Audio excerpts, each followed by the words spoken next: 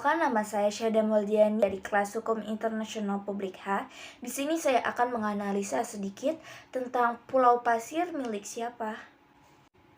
Perdebatan mengenai kepemilikan atas Pulau Pasir atau Ashmore Reef ini akhir-akhir ini mencuat di media sosial. Karena sebagian masyarakat meyakini pulau milik Australia ini merupakan bagian dari NKRI. Jadi perdebatan ini tuh berakar dari pemegang mandat hak ulayat masyarakat adat Timor, Rote, Sabu, dan Alot di Laut Timor. Ferdi Tanani merupakan ketua yayasan yang memperjuangkan hak rakyat NTT atas Laut Timor, yakni Yayasan Peduli Timor Barat. Mantan agen imigrasi ini menyebut bahwa Pulau Pasir merupakan bagian dari Indonesia.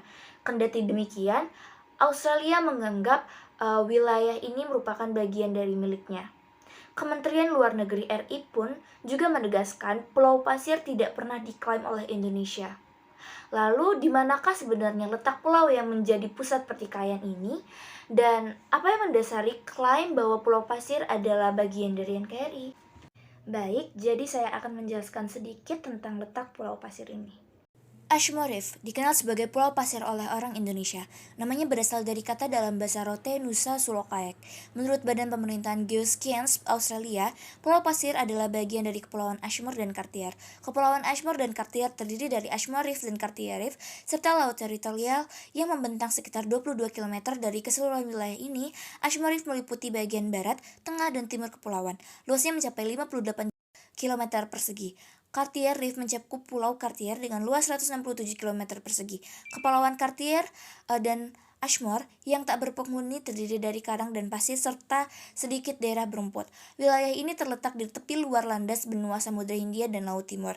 Kepulauan tersebut berada sekitar 320 km di lepas pantai barat Australia. Geoscience mencatat kepulauan ini berada sekitar 170 km di selatan Pulau Rote, Indonesia. Sedangkan situs resmi Kementerian Infrastruktur Australia menuliskan jaraknya sekitar 144 km di selatan Pulau Rote di Indonesia. Ketua Yayasan Peduli Timor Barat ini menjelaskan Pulau Pasir kerap digunakan sebagai tempat transit nelayan Indonesia ketika mereka berlayar jauh ke selatan, seperti ke perairan Pulau Rote. Wilayah tersebut juga merupakan lokasi beristirahat nelayan setelah semalam suntuk menangkap tripang dan ikan. Hal ini terbukti dengan adanya kuburan para leluhur Rote dan bermacam artefak lainnya di gugusan Pulau Pasir. Diduga pemerintah Australia pun melakukan pembohongan publik atas klaim Pulau Pasir. Dia mengacu kepada pernyataan Kapten Samuel Ashmore. Dia adalah orang Eropa pertama yang menemukan Pulau Pasir pada 11 Juni 1811. Dia menambahkan, pejabat Australia baru menandatangani Indonesia untuk membuat MOU pada 1974. Kedua belah pihak kemudian menandatangani perjanjian Australia-Indonesia di Perth pada 1997. Perjanjian tersebut tidak diratifikasi dan tidak mungkin diratifikasi lagi. Pasalnya, Dewan atau pemerintah Kabupaten Kupang masih menerbitkan surat izin bagi setiap orang yang hendak berlayar menuju gugusan Pulau Pasir hingga 1974 sampai dengan 1976, serta turut menyinggung perubahan geopolitik yang melahirkan Timor Timur sebagai sebuah negara yang merdeka dan berdaulat pada 2000-an. Alhasil perjanjian yang dibuat antara Australia Indonesia dan di Laut Timur sejak 1974. Penjelasan pemerintah RI dan Australia.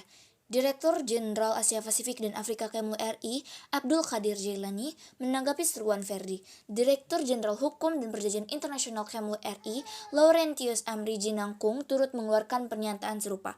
Mereka merujuk pada asas uti possidetis juris. Prinsip dalam hukum internasional tersebut menyatakan batas-batas negara yang baru merdeka mengikuti batas-batas penjajahannya. Artinya wilayah NKRI merupakan bekas wilayah Hindia Belanda. Pulau Pasir tidak pernah dijajah Belanda, melainkan Inggris. Alhasil, pulau tersebut tidak menjadi bagian dari Indonesia ketika merebut kemerdekaannya dari Belanda. Pun, pemerintah Hindia Belanda tidak pernah menentang klaim Inggris atas Pulau Pasir sejak 1878. Pulau Pasir atau Ashmore Reef tidak pernah menjadi bagian dari wilayah Hindia Belanda, tegas Amri saat konferensi pers luring Kemlu RI pada Kamis. Dengan demikian, ketika Indonesia merdeka, Ashmore Reef tidak pernah menjadi bagian di wilayah NKRI. Berdasarkan laman Kementerian Infrastruktur Australia, Inggris, dan Amerika Serikat AS, memperebutkan kepemilikan Pulau Ashmore pada akhir abad ke-19, Inggris lalu mengasumsikan kepemilikan formal atas wilayah ini pada 1878. Setelah pencaplokan Kepulauan Ashmore dan Cartier ditempatkan di bawah otoritas persemakmuran, pemerintah Inggris menyerahkan pulau ini kepada Australia Barat pada 1942. Pulau Pasir merupakan pulau yang dimiliki Australia berdasarkan warisan dari Inggris. Pulau tersebut dimiliki oleh Inggris berdasarkan Ashmore dan Cartier Acceptance Act 1933 dan dimasukkan ke dalam wilayah administrasi bagian Australia Barat pada tahun 1942. Syuit Abdul, Duta Besar RI untuk Austria, Damos Dumoli Agusman, kemudian mengungkit prinsip hukum estopel. Konsep dalam hukum internasional ini mencegah suatu negara untuk menarik kembali kata-katanya dan mengajukan klaim tersebut. Pasalnya, Indonesia tidak pernah mengklaim Pulau Pasir. Hukum yang mengatur legalitas wilayah NKRI tidak menyatakan Pulau Pasir sebagai bagian dari Indonesia. Hal ini tercermin dalam Deklarasi Juanda pada 1957 dan Undang-Undang Nomor 4 1960.